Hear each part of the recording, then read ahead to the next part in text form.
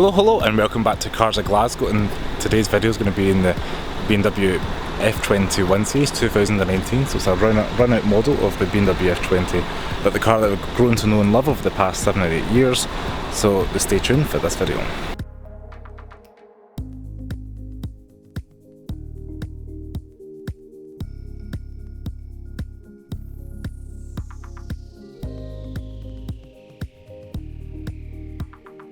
So if we start off with the car, it's going to be a 1.5 3-cylinder petrol engine that's powered by, which is used in the Mini Cooper, BMW i8 and another couple of BMW products. This particular car is the 118i, which I stands for petrol, the D stands for diesel.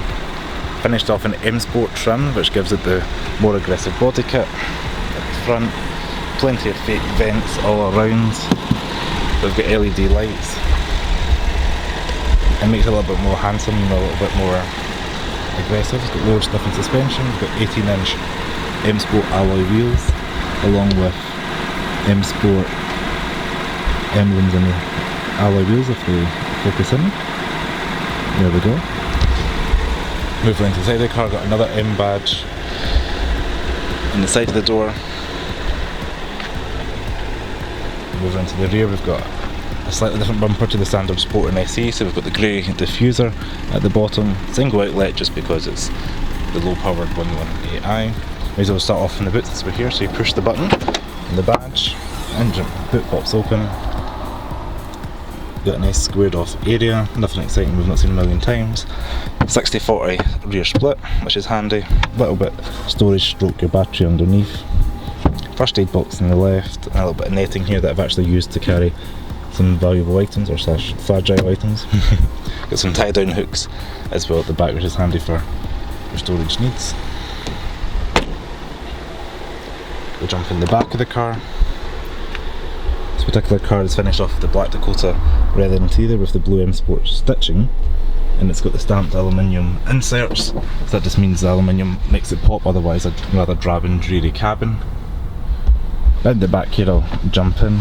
A little bit tight for space, got a little bit of foot room, easily comfortable because BMW's cut out the seats there, but a little bit tight. And you have plenty of room for two abreast. I would struggle to get three abreast as an everyday family car. A little bit of headroom, yeah, and a very comfortable car. So in the front of the cabin we've got this traditional BMW design. I know it's been jazzed up for the newer model, but this is the F-Series car, so pretty much similar to actually what you would get in the 3 and the 4 Series. We've got a nice Msport steering wheel, nice and thick with the bolstering at 10 and 2.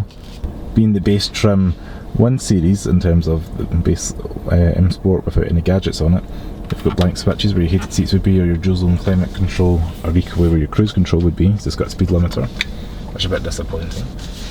Over on the right here is where your lights are, so all you use for switch, your fogs, dimmer, etc. A little bit of storage here for your sunglasses, which I quite like. Decent sized door bins, which I quite like as well, cut out so things aren't going to roll around in between everywhere. Got your electric wing mirrors up here, all round electric windows with child lock there.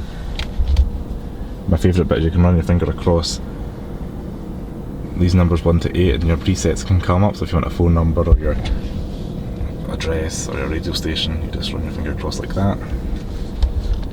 Down here we've got your driving mode, so you can go eco mode for your most efficient possible, and the car will try and use as least fuel as possible. You can leave it in everyday comfort mode, and then what I quite like is sport mode, just purely because it hardens up the handling and the response of the accelerator. You can put your sports displays on if you wanted to really see your power you're going to be using, but I think it's a bit useless in this particular car being a 1.5. Got a 6-speed manual gearbox with the Msport emblem on top. My favourite bit about the 1 Series is actually quite rare in this class. It's a nice soft glove box lined with the fuzzy stuff and she's softly damped, and high quality BMW materials all throughout the cabin. Got a fake leather stitched dash just to make it a little bit more premium looking. And overall quality is nice and high, and even BMW thought of putting a bit of padding there for your knee, so when you're going round corners or long journeys you're not hitting your hard off the scratchy plastic. And then here is where you've got your USB port and a little bit of storage for your phone, etc. So we've got BMW's last gen iDrive, which is controlled through the scroll wheel, which means the icons go across the way instead of before they were doing like a list going vertically, you've got horizontal, and you can go for your shortcuts, you can hit menu, scroll for your radio stations, etc. Yeah, it's quite easy and simple to use. BMW's probably got one of the best systems in comparison to some other systems I've used recently.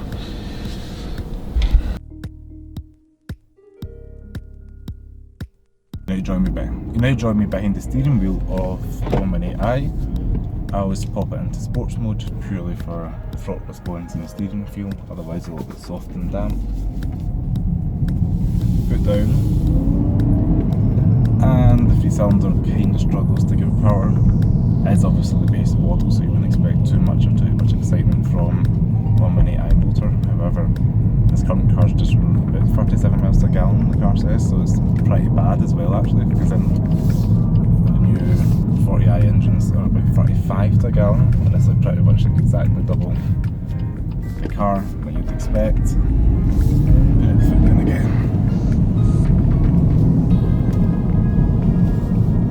So I'm just waving to the neighbours. But overall, it's a nice, comfortable car. Seats are very comfortable for long distance. Having owned one for about 3 or 4 years, I can say definitely don't recommend it for a long journey. Quite flat seats. It does have a bit of support, but lumbar support is an optional extra with BMW, even on I think the 1 and 3 series and the 4 series, etc. Even if you get the 5 as well, actually. You have to read up on that, but yeah, lumbar support, which is kind of the standard on like a Golf or an SE Golf anyway. It's a bit disappointing in an expensive BMW, you're not getting that.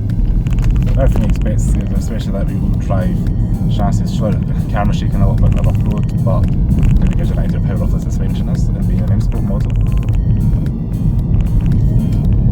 But yeah, overall, quite a nice car. Since it's a running model, so it's almost the final hurrah of the rear-wheel drive hatchback, as it still stands out for years as being a rear-wheel drive option in the compact hatchback class. And now the new BMW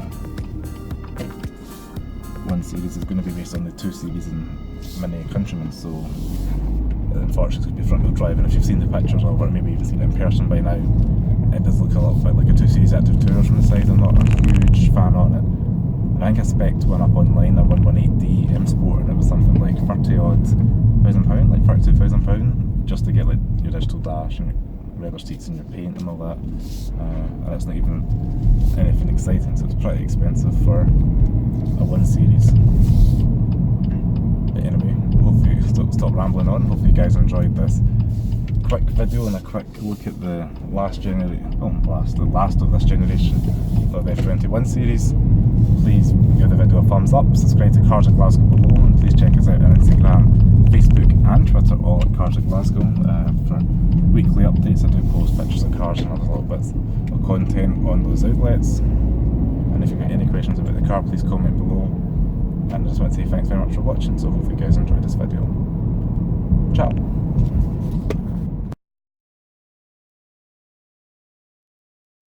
Last quick quirk of the 1 Series is once you turn the engine off, it'll jump out, the radio doesn't go off straight away.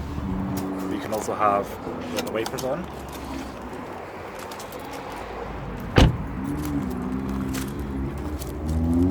Even though the car's off, but as soon as you lock it, all sorted.